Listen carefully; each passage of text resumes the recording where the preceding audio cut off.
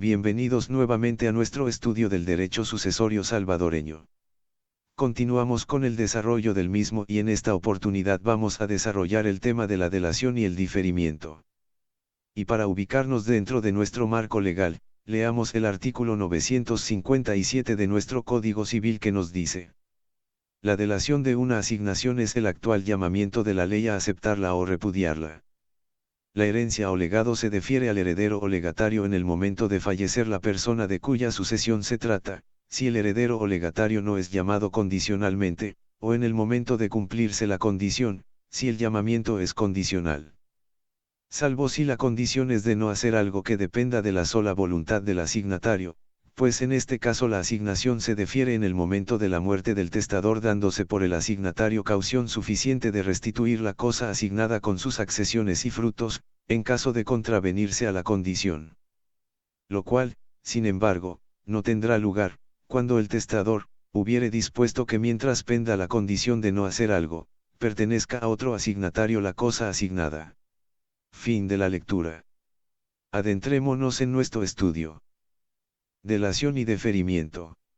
Después que se verifica la apertura de la sucesión, con la muerte del causante, tiene lugar la segunda fase o momento del fenómeno jurídico de la transmisión, que recibe el nombre de delación, palabra que tiene su acepción especial en el derecho sucesorio, porque según la ley, artículo 957 inciso primero. Y cito: la delación de una asignación es el actual llamamiento de la ley a aceptarla o repudiarla. Fin de la cita. Entonces la delación según la ley es el actual llamamiento que ella hace a aceptar o repudiar una asignación, sea herencia o legado. Aquí no significa, pues, delatar a alguien por algún hecho punible que haya cometido.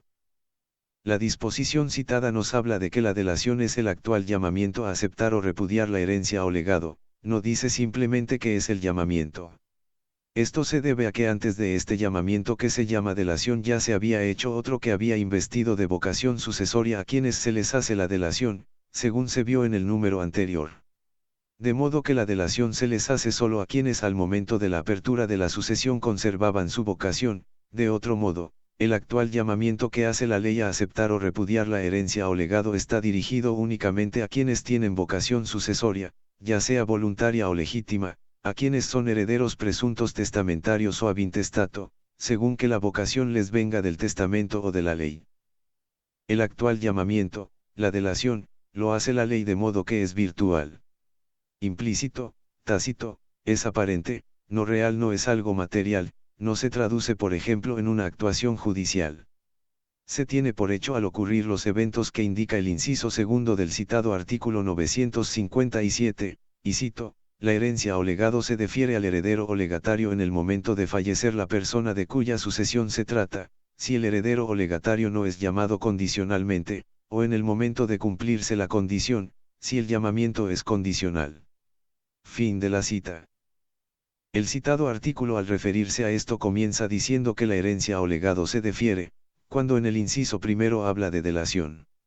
El cambio de terminología se debe a que, al llamar a una persona para que reciba alguna cosa o la rechace, ésta se le pone a su disposición, es decir, se le ofrece, por manera que el diferimiento va imbíbito en la delación, y en consecuencia son inseparables, circunstancia por la que ambos términos suelen confundirse.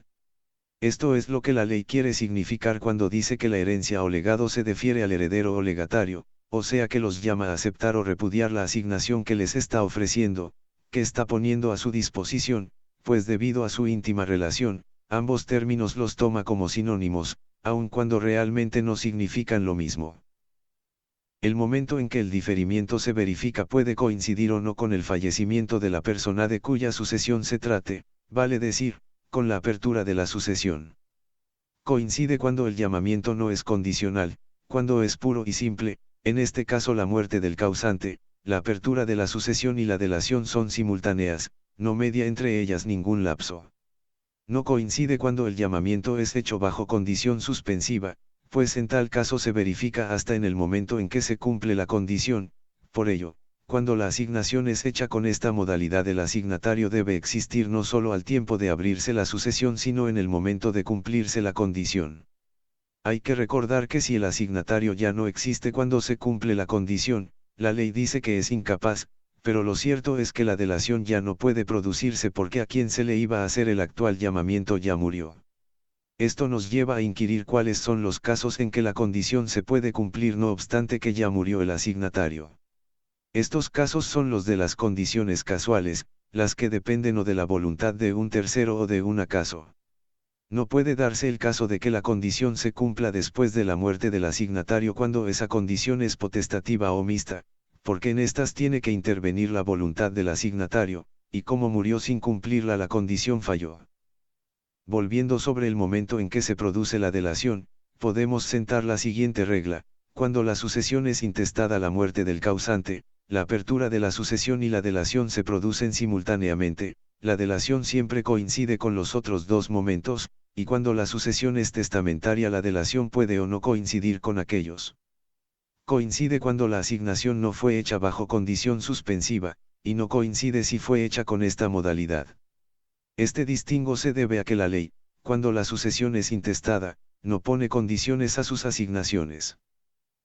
Pero si la condición, suspensiva por supuesto, es de no hacer algo que dependa de la sola voluntad del asignatario, esto es, cuando se trata de una condición suspensiva potestativa negativa, la asignación también puede deferirse en el momento de la muerte del testador, como si fuera pura y simple, si el asignatario da caución suficiente, según el inciso tercero del artículo a que nos venimos refiriendo, de restituir la cosa asignada con sus accesiones y frutos si contraviene a la condición.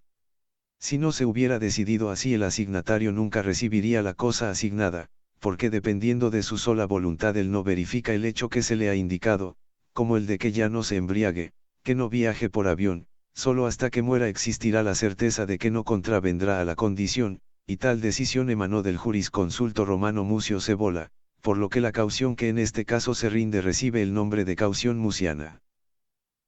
Como excepción, que viene a ser excepción de la anterior excepción, la ley prescribe que el poderse rendir la caución muciana para que se verifique la delación antes del cumplimiento de la condición suspensiva potestativa negativa, no tiene lugar cuando el testador hubiere dispuesto que mientras penda la condición de no hacer algo, pertenezca a otro asignatario la cosa asignada, o sea, cuando la misma cosa es objeto de dos asignaciones que deberán tener lugar sucesivamente. Al otro asignatario puede habérsele dejado el usufructo de la cosa asignada condicionalmente al primero, mientras o durante el tiempo que estará pendiente la condición de no hacer, también puede haberse constituido con la cosa asignada condicionalmente un fideicomiso por causa de muerte, por el tiempo en que estará pendiente la condición. En estos casos la asignación no se defiere en el momento de la muerte del testador aun cuando el asignatario ofreciera dar la caución, porque la segunda asignación, que paradójicamente es la que primero debe producir efecto, ya no tendría lugar, con el consiguiente perjuicio para el otro asignatario.